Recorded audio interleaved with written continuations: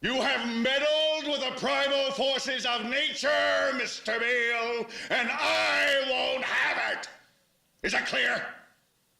You think you merely stopped a business deal? That is not the case. The Arabs have taken billions of dollars out of this country, and now they must put it back. It is ebb and flow, tidal gravity. It is ecological balance. You are an old man who thinks in terms of nations and peoples. There are no nations. There are no peoples. There are no Russians. There are no Arabs. There are no third worlds. There is no West. There is only one holistic system of systems. One vast and immane, interwoven, interacting, multivariate, multinational dominion of dollars. Petrodollars, electrodollars, multi-dollars, Reichmarks, rins, rubles, pounds, and shekels. It is the international system of currency which determines the totality of life on this planet.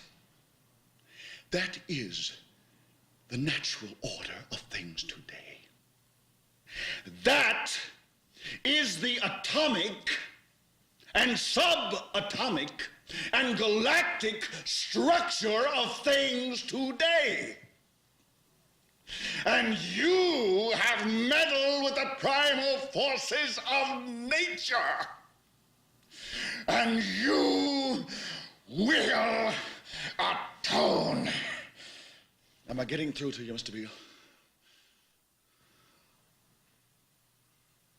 You get up on your little 21-inch screen and howl about America and democracy.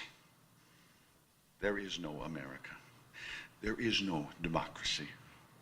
There is only IBM and ITT and AT&T and DuPont, Dow, Union Carbide, and Exxon.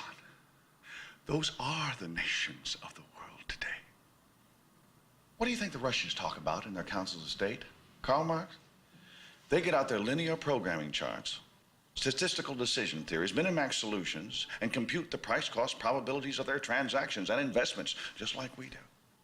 We no longer live in a world of nations and ideologies, Mr. Beale. The world is a college of corporations, inexorably determined by the immutable bylaws of business. The world is a business, Mr. Beale. It has been since man crawled out of the slime. And our children will live, Mr. Beale, to see that perfect world in which there's no war or famine, oppression or brutality.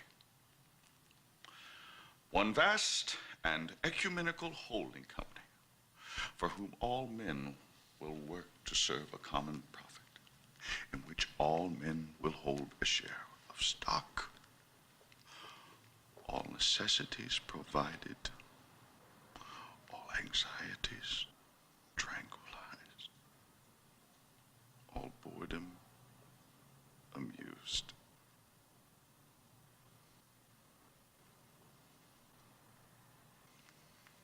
And I have chosen you, Mr. Beale, to preach this evangel.